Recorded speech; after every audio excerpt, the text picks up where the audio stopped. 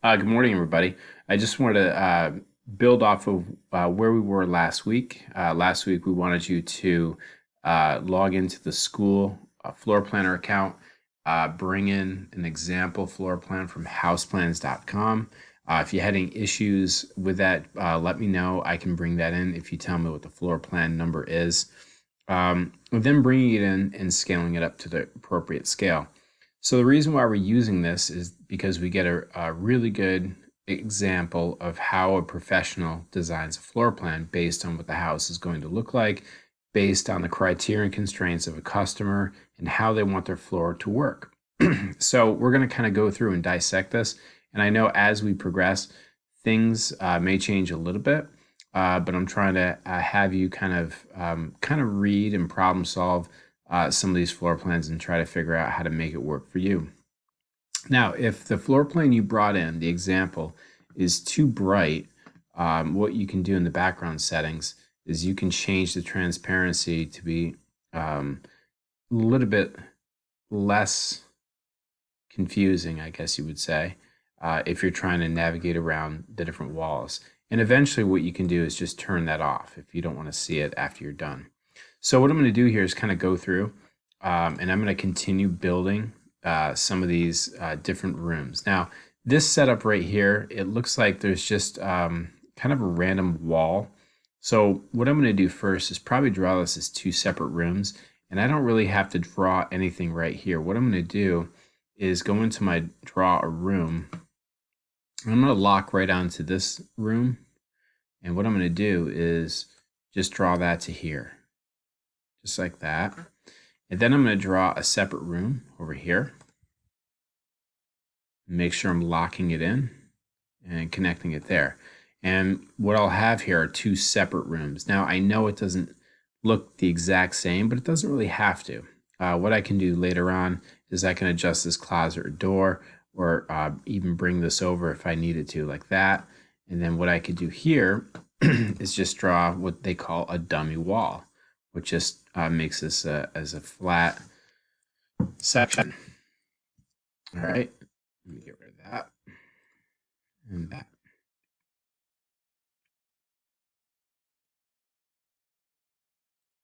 Okay, so what I'm going to do here is work on this area. So this is one big, huge open floor plan.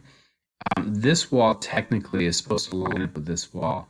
So later on, what I'll do is make an open archway. So I'm going to bring a wall straight across here. But I want to make sure I'm inside of this room I just built, so the walls are connected. I'm going to use my guidelines to make sure it's horizontal and locked in. And if that's all working out, this becomes its own great room and kitchen area. And then what I can do is finish this out. So what I'll do next is draw the garage. I'll draw that as a room. And I'm not worried about the shape of it just yet, but I'm just going to try to keep the overall length and width of it. Okay. And then what I'll do here, they had an additional garage door. I'll just draw a wall, making sure I'm connected here.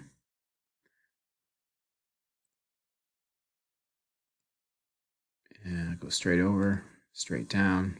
And once I do this, I can actually get rid of this portion of the wall and that portion of the wall. So that works.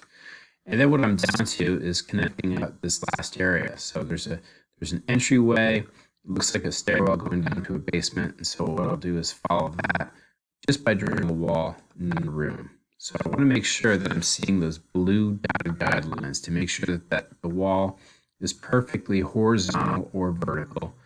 Bring that up again, looking for that blue guideline to make sure the wall is perfectly vertical. And then what I'll do is connect this right inside this wall. Okay. And once I do that, the color should fill in. Now I technically have 3 rooms here, and it's going to be really tough to figure out the square feet of each room. And it is a dining room and a great room and a kitchen. So what I could technically do later on are draw different surfaces, or what I can do is actually use this wall right here to separate the kitchen from the great room. And then what I'll do later on is create an open archway. make sure I see the guideline. Okay, now what I can do is when I click on the great room, I can change the name of that. I'm going to do that later on. But it's going to give me the square feet of these different areas, and that's going to be helpful later on. So that's pretty much it. Now, the next thing you're going to be doing is bringing in the doors and making any last minute adjustments. So the doors on the inside of the house, again, should be around 32 inches at the very most, with exception of your entryway and your sliding glass doors. So a lot of these entry doors are either 30 or 32 inches. And then this is, try to understand which doors are which. You have pocket doors, the in-swings, and this all kind of should make sense based on your practice floor plan. So what I'll do is start by placing a door. I'm just going to pick a regular door. These got a lot of options in your 3D view. So this is a standard door. I'm going to click and drag and bring this in. As you can see, it's a lot bigger than the actual plan, but when I click on it, it's because it's a 38-inch door. It's way too big. So I'm going to bring this down to 30 inches. And that should line up pretty nicely with the example. So once I've done that, I'm going to use that and I'm going to duplicate it and bring this over here. Now, obviously the swing is not the same. As you know, at this point, what you can do is click on this door and you can change the way it swings and opens and rests against that. I'm just going to work my way around here. This is a water closet, so I can take this, duplicate it.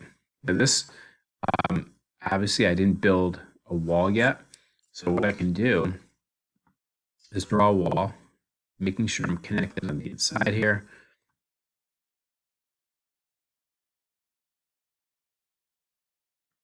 Okay.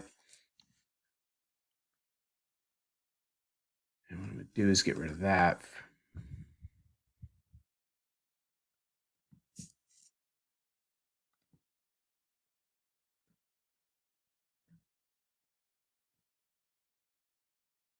I'll get rid of this later. I'm going to duplicate this door right here. And this could be as small as a 28-inch door, but 30s can be fine. I'll change the swing of this as well, so it opens in and rests just like that one does. So what you're going to do is kind of work your way around with the doors, and then you're going to do the same thing with your windows. Try to look where they put windows, and you can see those in your plan. I would follow those. And obviously with a window, this is 3 different windows. It's not one giant window. So if I were to pick a window, how do I adjust that? Well, I'm going to pick a window that kind of works with the plan that I want to use. So I'll bring this in. And I've got 3 windows. I've got one wide window. So what I can do is change the width a little bit. Okay. And then when I go here, I can duplicate this, bring it over here. And obviously what I can do with this window is change the width so it's smaller. And then move that into place. And then obviously this is a symmetrical wall. So I'll take this, duplicate it, and bring it over here. Okay. So again, what I'm looking for in your floor plans is not one giant window. All right. So this is 3 separate windows. What I shouldn't see is taking a window like this, duplicating it down here, and then taking it and stretching it out. That's what I should not see. This is not the way it would be built. All right. So I'm going to X out of this, and I'm going to try to scale this down to be the size of the actual window itself. All right, that looks about right, maybe a little bit wide. So we'll take that, maybe we'll call it 48. And I'll take that and duplicate it and move those into place. Okay, so for this week, make sure you get through the floor plan. What you can do is start changing the names. If you need to get rid of some of these labels, you should be able to move them out of the way. And what you should be able to do is, I'm guessing, delete them. So they're not there. Okay. If they stay there, we'll work on that just by clicking delete. And then I'm going to take this. I'm going to change the name of this to the great room.